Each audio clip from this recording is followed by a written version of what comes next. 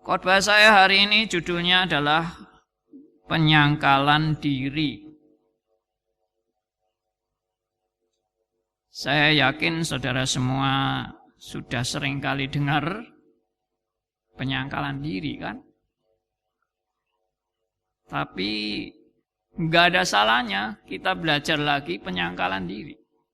Karena salah satu yang paling sulit bagi manusia adalah penyangkalan diri. Dan tidak pernah ada yang sudah lulus menyangkal dirinya. Saya mau tanya di sini siapa yang sudah lulus menyangkal diri? Angkat tangan. Tidak ada. Ya, menunjukkan berarti saudara dan saya semua masih belajar menyangkal diri. Jangan sombong. Jangan merasa saya sudah sanggup. Saya sudah lulus. Tidak ada S1 penyangkalan diri. S2, S3 lagi. Tidak ada. Sampai mati kita terus belajar bagaimana menyangkal diri. Tetapi ternyata saya pernah melihat satu video tentang penyangkalan diri. Nah, video ini saya ingin saudara melihat. Ya, saya sudah siapkan videonya, saya minta tim Ovi untuk memutar. Saudara perhatikan ajaran penyangkalan diri versi ini. 5 menit kita lihat videonya. Oke, silakan diputar. What is the most selfish one-lettered word? I, isn't it? Everything revolves around I. iPhone, iPad, iPod, and the man says, I paid. What do you do? Everything revolves around the I. And what does I stand for? I stands for expectations. I should be treated like this. I should be loved like this. I should be dealt with like this. I should be respected like this. I should be given these many marks. I should not be given this. We're all leading a life of super high expectations. Everything revolves around my opinions, my desires, my likes, my dislikes. I love this, I want this, I don't want this. I. You think life will be a very happy life when it revolves around I? From our childhood we have grown up like this. We've only learned to take, and everyone has to fulfill my expectations. Everything has to be up to my expectations. One boy comes to a mother and says, Mama, I love you. 5-year-old. Mother said, I love you too, beta. The guy grew up to be 16. Goes to the mother, Mama, I love you. Kitna paisa chahiye bol? He grows up to be 25. Mama, I love you. कौन है? किधर रहती है? बता दो. हम arrange कर देंगे, बता दे. He turns to be 40. Mama, I love you. बोला था ना शादी मत कर उससे.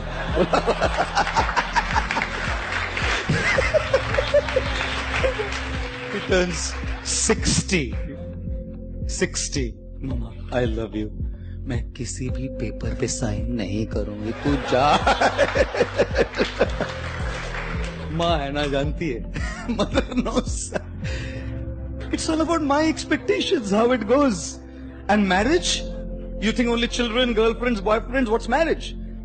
Such expectations of treatment, each other's expectations. God. And you think religion is spared? If youngsters are not spared, girlfriends and boyfriends are not spared, married people are not spared, you think religious men and religious people coming to a temple are spared from the eye? I don't think so. Therefore, when people come to God, people come to a temple also, they're only asking, give me what I want. No one comes to say, I love you, I want to give you. When the President of the United States, John F. Kennedy, came up to his stage for his first presidential speech, his voice rumbled into the public address system when he said, "Ask not what the country can do for you. Ask what you can do for the country." And so we are saying, ask not what God can do for you. Ask what you can do for God. But no one asks that. Because the I is so big, my expectations, my desires, my things are so powerful that even when I come to a temple and ring a bell, all I'm doing is asking. The more we lead a life of our I will always be frustrated. Because people don't exist in this world to just fulfill your expectations. Therefore, ladies and gentlemen, the most selfish one-lettered word is I, which stands for expectations, and therefore avoid this word. How do you avoid this word? Be realistic in your expectations. अपेक्षाएं करने में कोई problem नहीं है, but understand that not everyone will fulfill your expectation.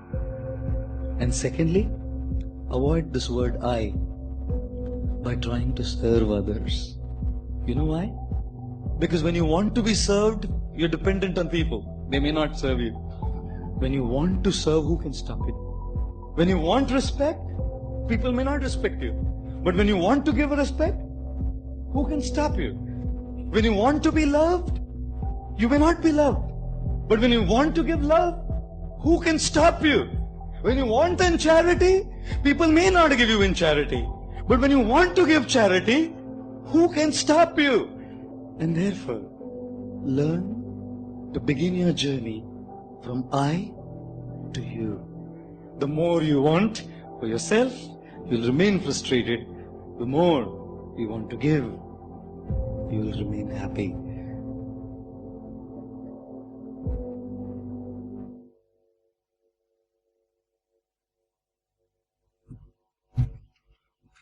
Oke.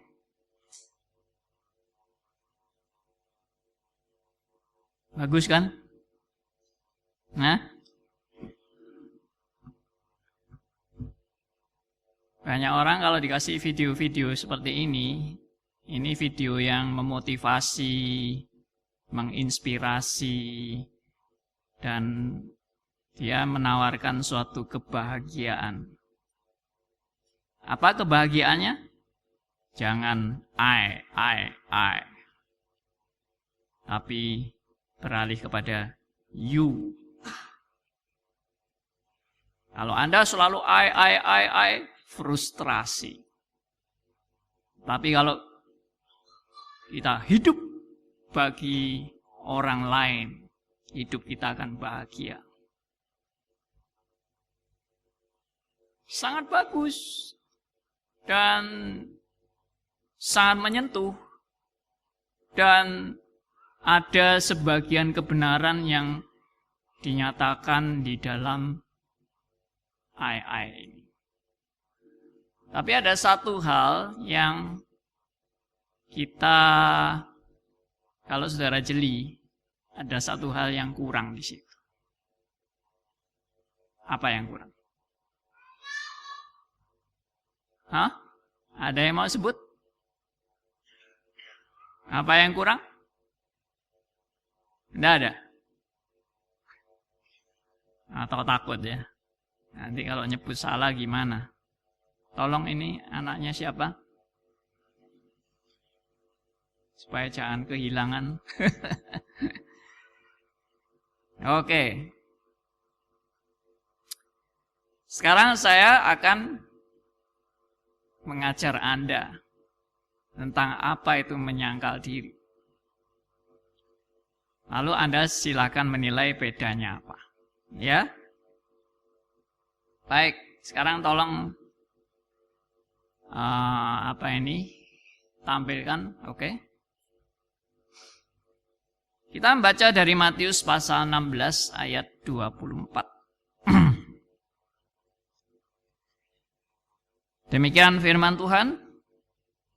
Lalu Yesus berkata kepada murid-muridnya, setiap orang yang mau mengikut aku, ia harus menyangkal dirinya, memikul salibnya, dan mengikut aku. Berikut poin Apa arti penyangkalan diri menurut Alkitab?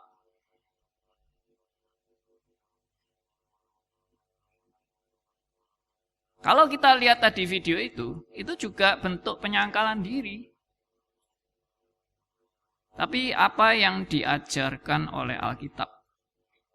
Ikut. Next. Dirinya disangkal, si aku bukan nomor satu, keinginan atau kehendaknya bukan yang terutama, siap menghadapi penderitaan. Nah, ini akan saya uraikan satu persatu. Next. Dirinya disangkal, si aku sudah lenyap. Saudara, apakah arti penyangkalan diri itu berarti aku sudah lenyap? Tidak, itu hal yang salah. Next. Alkitab tidak pernah mengajarkan bahwa aku itu lenyap, aku tidak ada. Itu bukan ajaran Alkitab. Tetapi yang ada adalah si aku dalam proses makin kecil. Dan bukan yang nomor satu. Justru Alkitab mengajarkan si aku itu ada. Si aku bukan lenyap. Tapi si aku sedang diproses. Untuk makin kecil. Kalau sudah tidak ada ya berarti nggak ada proses kan. Tapi si akunya ini masih ada. Satu hal di dalam doktrin reform yang saya benar-benar tercelikkan mata rohani saya adalah bahwa selain setelah kita bertobat dan kita memiliki manusia baru yang dibaharui terus-menerus, setelah kita mengalami kelahiran baru, tapi di sisi lain kita masih punya manusia lama.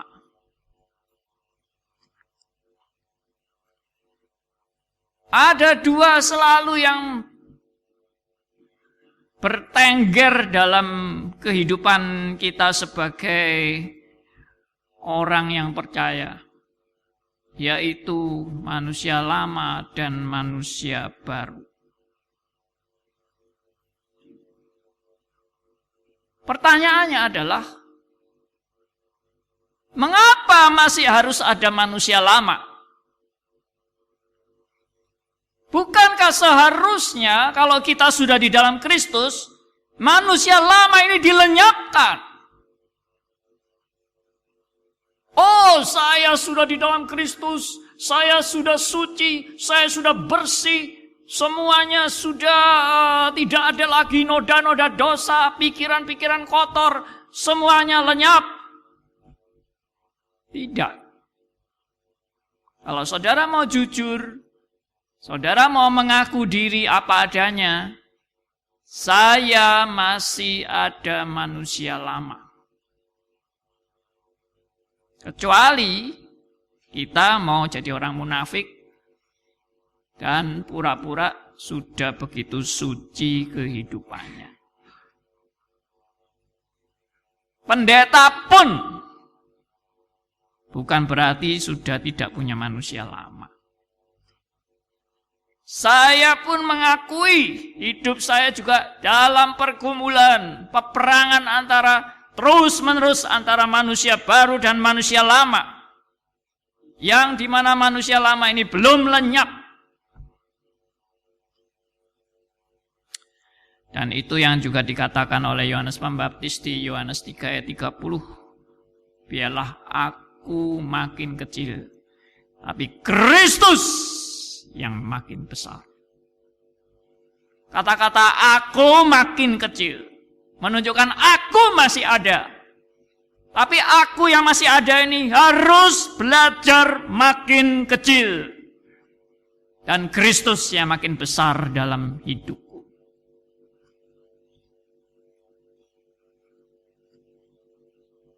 Sampai di sini saudara sudah mestinya langsung sudah bisa membedakan dengan ajaran penyangkalan diri versi saya nggak tahu dia aliran apa. Mungkin Taoisme, mungkin Teosuf atau apa, saya nggak tahu. Atau Krishna Murti dan sebagainya. Mirip-mirip. Yang diajarkan itu apa? Bukan aku, tapi kamu. Kamu itu siapa? Ya orang juga kan?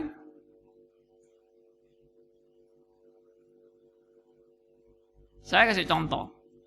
Bukan aku, tapi Pak Charles. Bukan aku lagi yang penting. Pak Charles. Lalu Pak Charles, oh berarti aku yang penting ya. Gitu ya. Loh iya toh. Kan bukan aku nggak penting. Pak Charles yang penting. Lalu Pak Charles merasa, aku penting ya. Salahnya di mana? Pak Charles pasti juga akan ikut. Enggak, bukan aku. Pak Andi.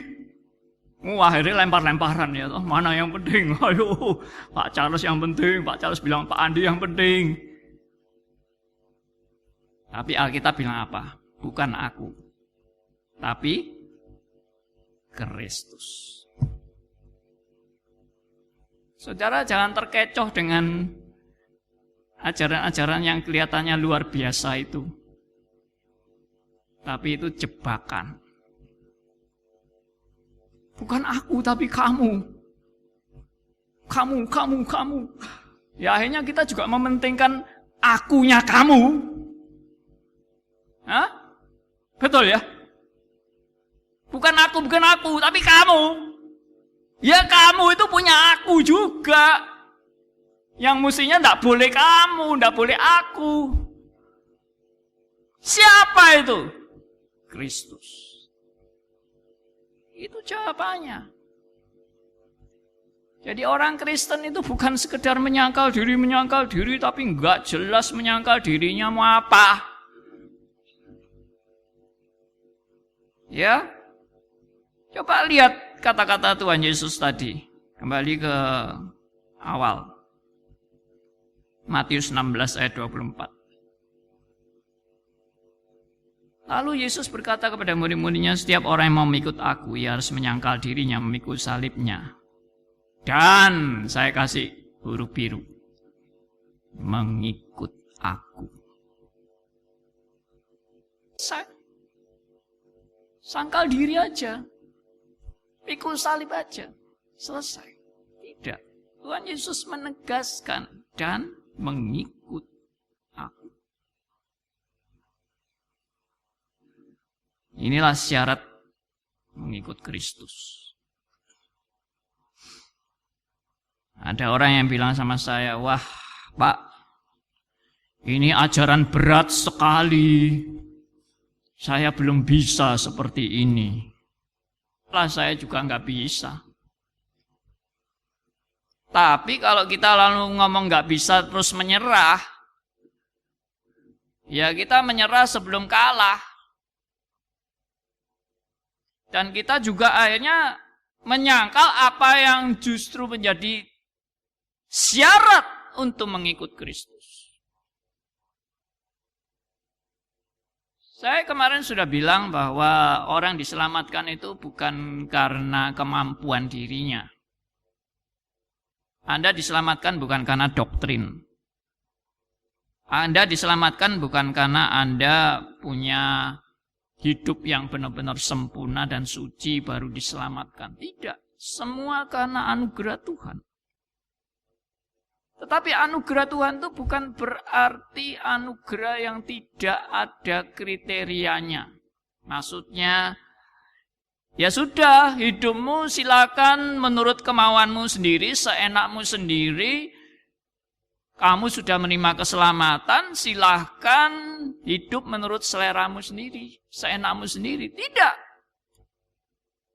Kristus mengajarkan saudara dan saya, ada hal-hal yang harus saudara dan saya jalani di dalam hidup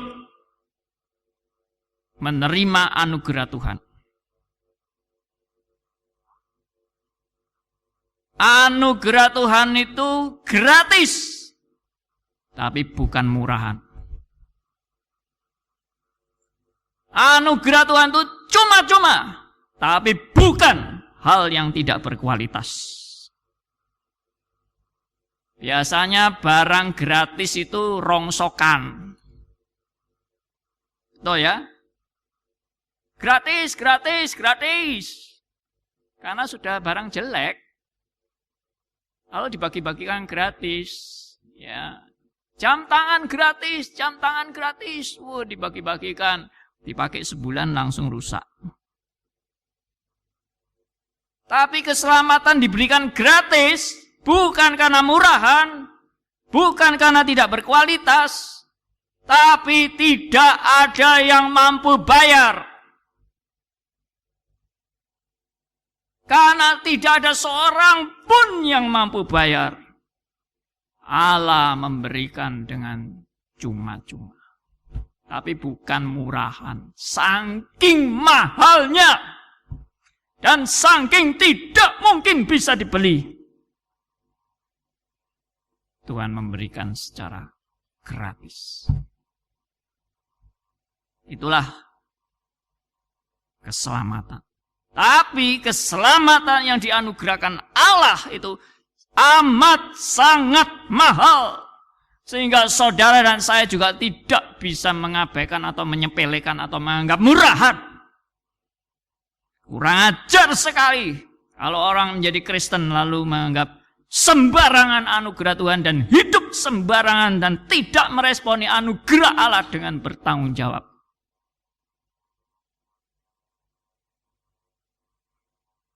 Lanjut.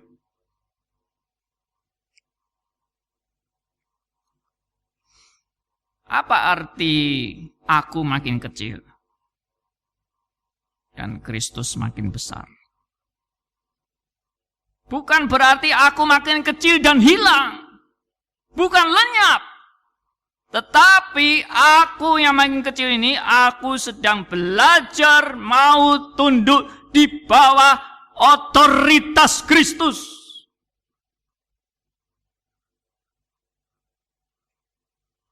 Jadi ada kelanjutannya, bukan aku makin kecil, aku menyangkal diri, aku sudah tidak ada lagi, atau bukan aku lagi yang terpenting. Ya sudah. Lalu mau apa setelah itu? Tidak. Bukan kamu yang memang nomor satu. Tapi artinya kamu harus terus belajar menjadi makin kecil. Dan kamu mau di bawah otoritas Kristus. Saya melihat banyak orang Kristen yang jadi Kristen, tapi tetap tidak mau mengakui Kristus adalah otoritas dalam hidupnya.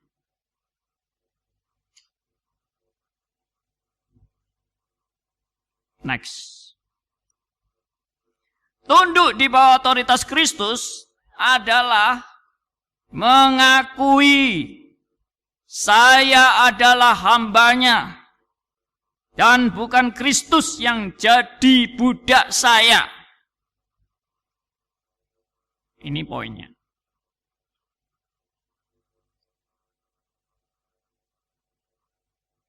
Saudara, ikut Kristus, menjadi Kristen itu bukan sekedar mengikut agama Kristen. Menjadi Kristen itu adalah mengakui otoritas Kristus dalam hidupku.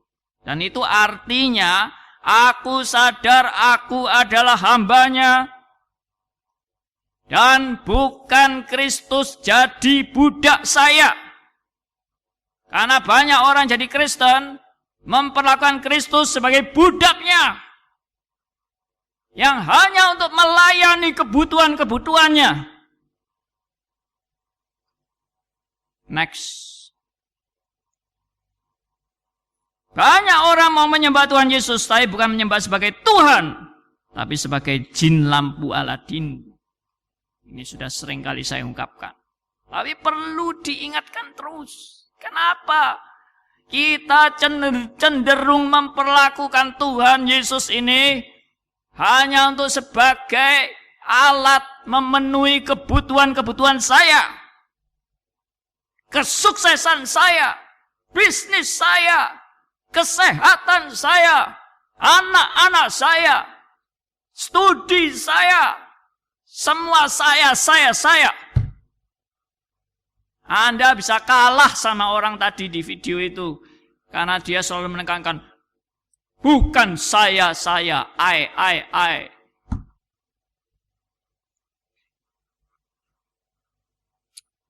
Dan lebih lagi, saya memperalat Kristus sebagai jin lampu Aladin.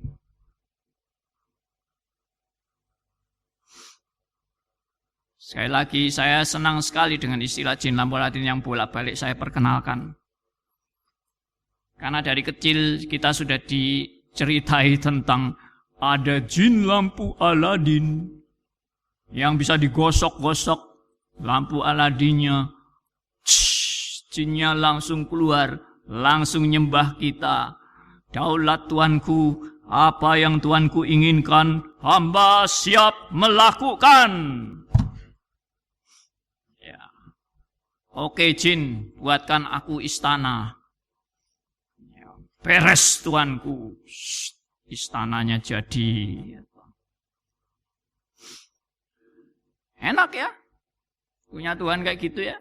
Nah, saya melihat banyak orang-orang Kristen yang tidak menyembah Kristus sebagai Tuhan, tapi sebagai jin lampu Aladin ini.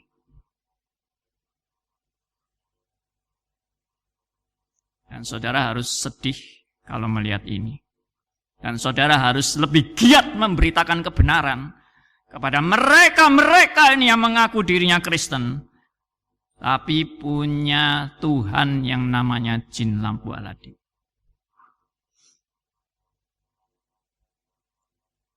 Saudara tidak boleh jadi orang reform yang malas.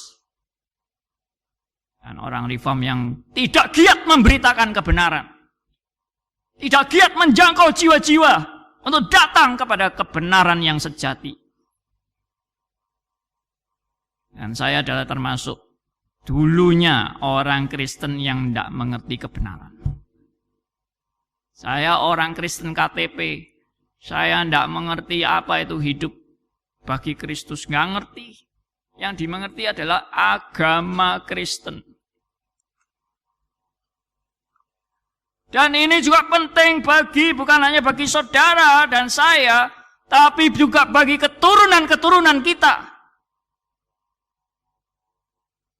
Masa depan gereja. Kalau kita lihat di dalam sejarah gereja, kenapa gereja paling-paling yang mulainya berapi-api, tahannya paling lama sekitar 200 sampai 300 tahun. Itu pun sudah hebat, bisa sampai 200-300 tahun. Habis gitu, gembos dan tidak berbekas. Pak Tong sendiri melihat reform di Eropa, reform di Amerika, reform di Indonesia. Bangga ya. Tapi mau tahan berapa lama? Saudara percaya bahwa generasi-generasi kita selanjutnya setelah Pak Tong, masa generasi Pak Tong dan pengikut-pengikutnya digantikan dengan generasi baru, masih bisa terus begini? Itu menunjukkan apa? Kristen yang berikutnya pun harus mengerti firman Tuhan dengan benar. Kenapa gereja di Eropa menjadi makin sepi? Kenapa banyak gereja-gereja bahkan dijual dan dibeli, dijadikan masjid? Karena orang Kristen sudah tidak mengerti Kristen lagi. Sudah menganggap kekristenan bagaikan teologi Gunung Kawi. Hanya untuk cari kekayaan, pesugihan, kesuksesan, kesehatan, kesembuhan, kepentingan diri. Dan ini seharusnya yang menyedihkan. Next.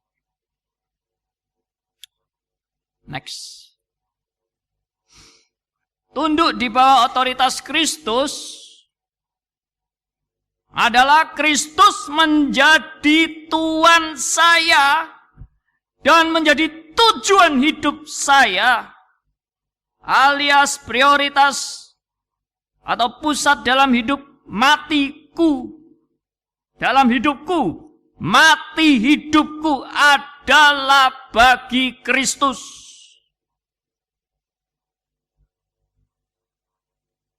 Saya boleh katakan saudara-saudara, menjadi orang Kristen itu tidak mungkin tidak militan. Ada orang Kristen bilang tidak usah ekstrim-ekstrim. Kita yang wajar-wajar saja, pakai akal sehat. Ya, kita beragama itu juga yang wajar-wajar saja. Tidak usah ekstrim kiri, ekstrim kanan. Pakai akal sehat saja. Mana yang baik, mana yang enggak baik. Mana yang menguntungkan, mana yang tidak menguntungkan. Itulah Kristen yang paling aman. Ya. Dan paling langgeng. Kamu kalau terlalu ekstremis nanti juga akan lenyap. Ya, entah ekstremis kiri, ekstremis kanan, semuanya juga akan lenyap. Tapi yang wajar-wajar ini akan terus langgeng. Itu bukan ajaran Alkitab. Di kitab Wahyu dikatakan, kamu tidak panas, kamu tidak dingin. Aku muntah karena kau.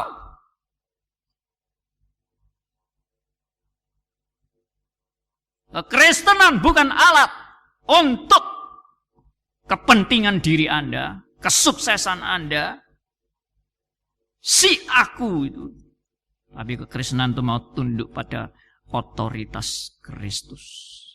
Dan tunduk pada otoritas Kristus itu adalah Kristus adalah tujuan hidupku. Kristus bukan alat bagi kepentinganku. Kristus itulah tujuan hidupku. Beda ya, Kristus sebagai alat dan Kristus sebagai tujuan itu beda, saudara. Kalau Kristus sebagai alat itu cuma sarana untuk mencapai tujuan. Kristus hanya sarana untuk saya mencapai tujuan saya. Itu yang tadi saya katakan, Kristus sebagai apa ini? Sebagai jin lampu Aladin. Saya pernah menulis status dalam Facebook saya.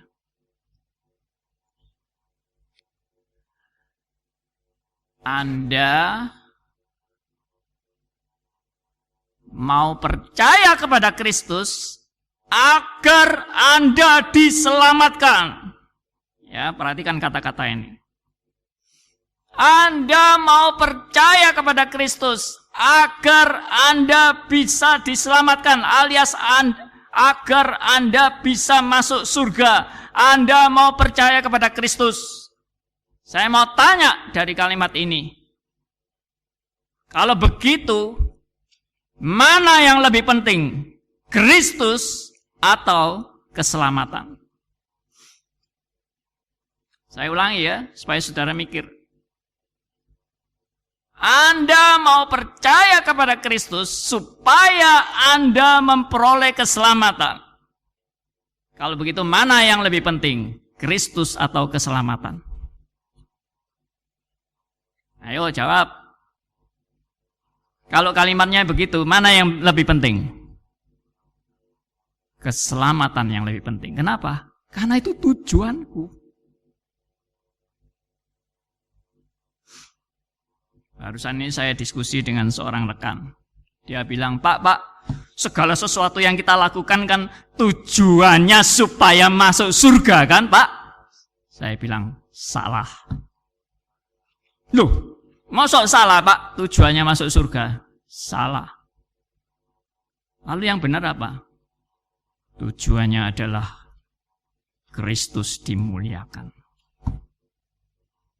Tujuan hidupmu bukan masuk surga. Tujuan hidupmu adalah Kristus yang dimuliakan dalam hidupmu.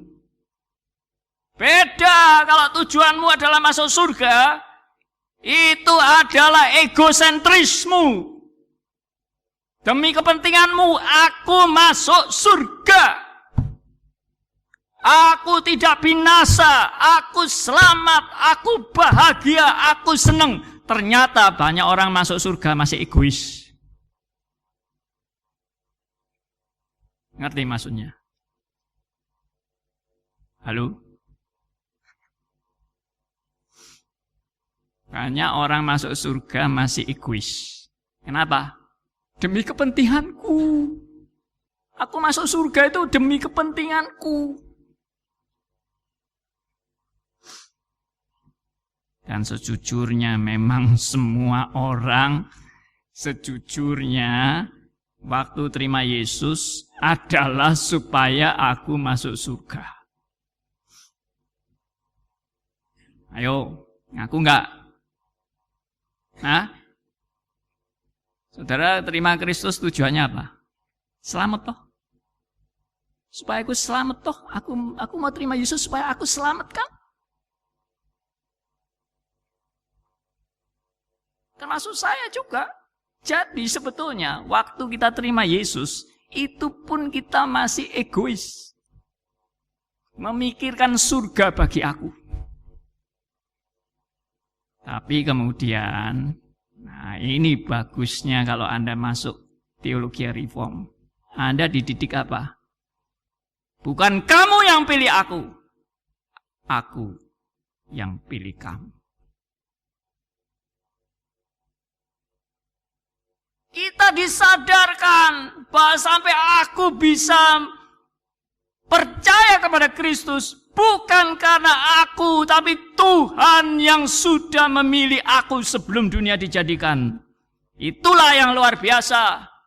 Kalau iman Kristen didefinisikan dengan saya terima Yesus supaya aku selamat, berarti iman Kristen masih semua berpusat kepada manusia.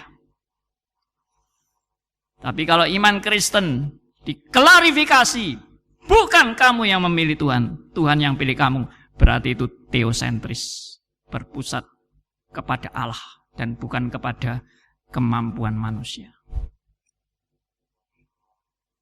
Dan perlu diperhatikan, Allah menyelamatkan saudara dan saya bukan supaya saudara dan saya mementingkan diri sendiri di surga. Tidak ada kepentingan diri di surga, itu tidak ada. Next. Ya.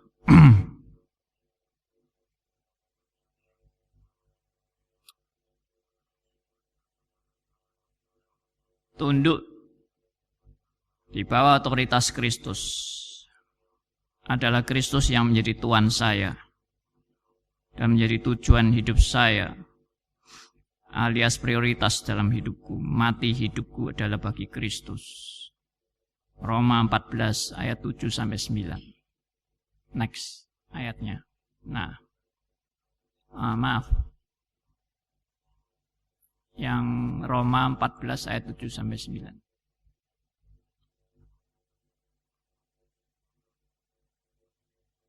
Oke. 2 Korintus 5 ayat 15. Mari kita baca. Saya berulang kali mengingatkan kepada Anda sekalian, ayat ini menjadi ayat yang sangat-sangat penting untuk Anda mengevaluasi diri selama ini. Anda mau percaya kepada Kristus, apa tujuannya? 2 Korintus pasal 5 ayat 15. Mari kita baca sama-sama, 1, 2, 3. Dan Kristus telah mati untuk semua orang, supaya mereka yang hidup tidak lagi hidup untuk dirinya sendiri, tapi untuk Dia yang telah mati dan telah dibangkitkan untuk mereka. Inilah berita iman Kristen yang benar. Mereka yang hidup tidak lagi hidup untuk dirinya sendiri, tetapi untuk Dia, untuk Kristus yang sudah mati dan telah dibangkitkan untuk mereka. Apa yang tadi saya ajarkan? Kristus bukan alat, Kristus bukan sarana, Kristus adalah tujuan.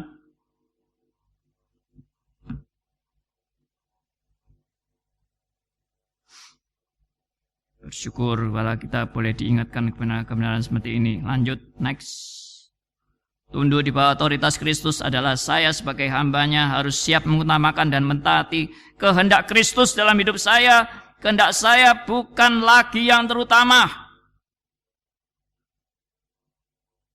Kalau orang sudah tujuan hidupnya adalah Kristus, pasti dia akan mengutamakan kehendak Kristus itu lebih utama daripada kehendak dirinya sendiri. Pertanyaannya sekarang bagi Anda dan saya, seriuskah Anda dan saya mencari kehendak Kristus? Atau semua hanya sebagai ya lewat begitu aja lah. Saya mau tanya, seriuskah Anda mencari kehendak Tuhan dalam hidup Anda? Kalau mau diperbandingkan, serius mana Anda cari uang Anda, bekerja cari uang Anda, dan Anda mencari kebenaran kehendak Kristus dalam hidup Anda? Kalau mau jujur, ngaku aja deh. Saya lebih mengutamakan keseriusan untuk pekerjaan saya, hobi saya, kenikmatan diri saya, keluarga saya, daripada saya mementingkan Kristus. Karena itu firman Tuhan terus menerus mengingatkan. Jangan merasa sudah cukup. Jangan merasa saya sudah mampu melakukan. Jangan merasa saya sudah lulus. Gak ada itu bagi orang percaya. Next. Nah, ini ya yang diajarkan oleh Tuhan Yesus. Doa daripada Tuhan Yesus di Taman Getsemani menjadi suatu prinsip doa bagi Anda dan saya. Bukan kehendakku yang jadi, tapi kehendak-Mu lah yang jadi. Dan ini juga selalu tanpa sadar, saudara dan saya mengucapkan setiap kali Anda berdoa, doa Bapa kami. Dikuduskanlah nama-Mu, datanglah kerajaan-Mu, lalu jadilah kehendak-Mu.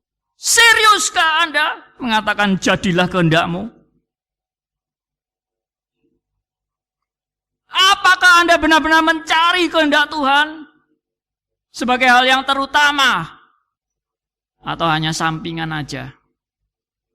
Ini memang tidak mudah. Peperangan rohani antara si aku, manusia lama dan manusia baru. Terus menerus. Tidak pernah selesai. Next.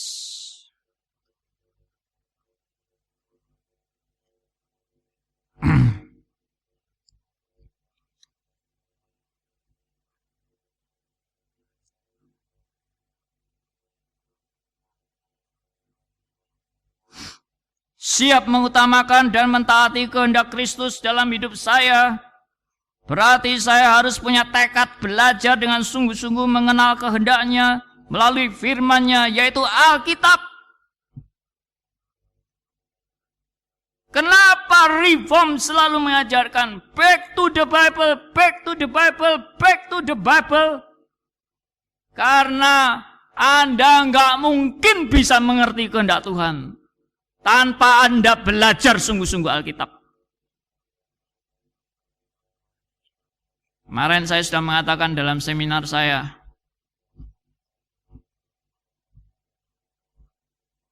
kenapa orang bisa jadi Arminian? Kesimpulannya sebetulnya sederhana. Karena tidak belajar Alkitab baik-baik.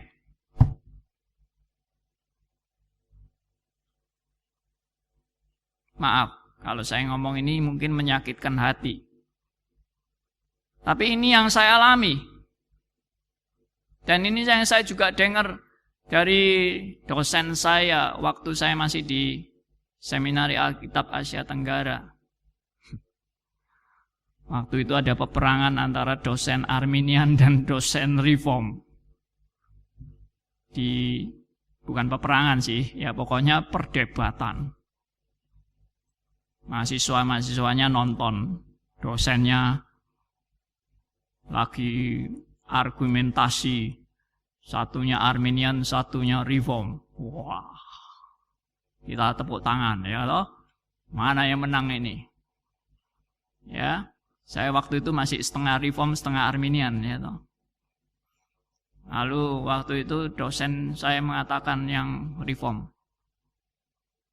orang Arminian itu karena tidak belajar Alkitab baik-baik. Waduh, dosen satunya tersinggung langsung. Loh, kamu menuduh saya tidak belajar ya? Aku ini dosen. Wah, gak terima. Hah? Tapi setelah saya renungkan baik-baik, benar. Tidak belajar Alkitab baik-baik. Bukan karena tidak pinter loh. Jangan kita tidak menghina orang Arminian itu orang goblok-goblok. Salah, sama sekali salah. Arminius sendiri adalah mahasiswa yang sangat pinter dan dipuji oleh dosen-dosennya.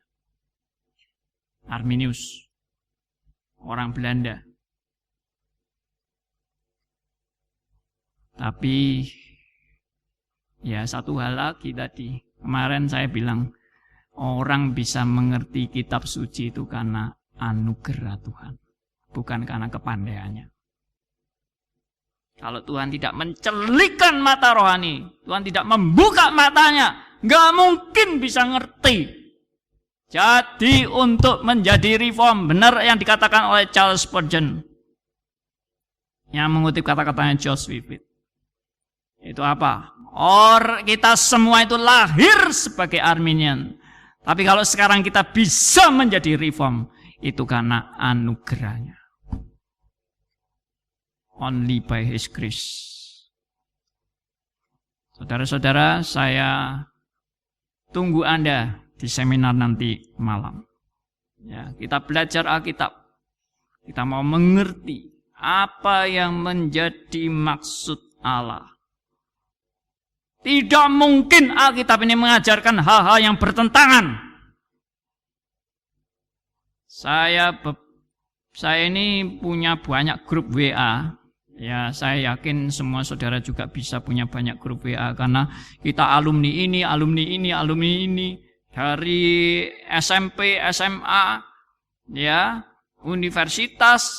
Lagi pula saya ini juga universitasnya ada di di Satya Wacana. Saya juga di UK Petra. Wah, alumnya banyak sekali grup-grup ini. Tapi setiap kali saya punya pengalaman dalam grup-grup itu, selalu mereka bilangnya begini. Sudahlah, kita semua masing-masing punya kebenaran sendiri-sendiri. Nggak usah ngotot. Itu alias menyindir saya. Soalnya saya ini yang ngotot. Ya toh. Saya ini di dalam grup-grup itu paling ngotot tuh ya saya. Andi Halim tukang ngotot. Nah, itu.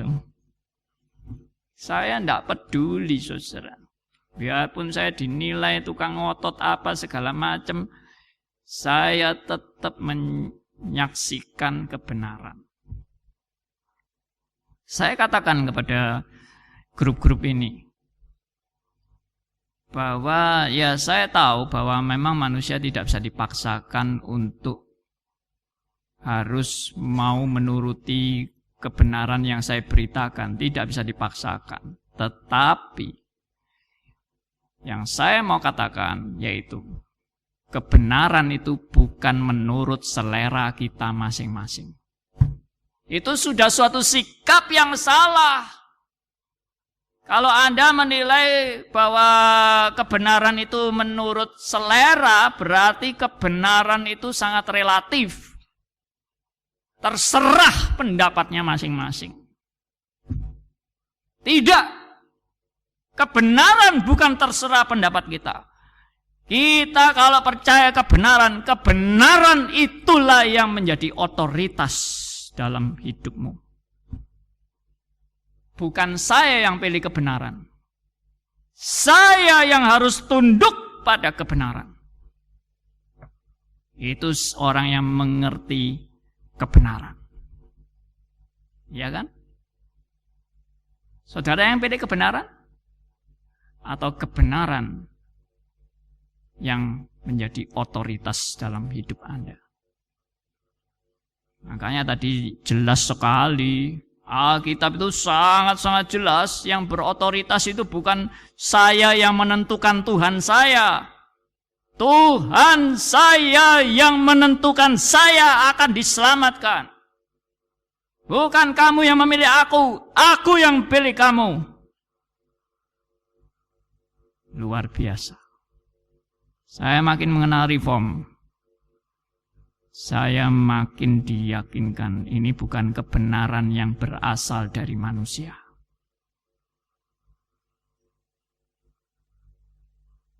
Saya makin mengerti kebenaran ini, saya juga makin sadar tujuan hidup manusia cuma satu, seperti yang dikatakan dalam Katekismus Westminster, yaitu tujuan manusia adalah memuliakan nama Tuhan. Dan yang lebih lagi saya belajar tentang tujuan hidup ini.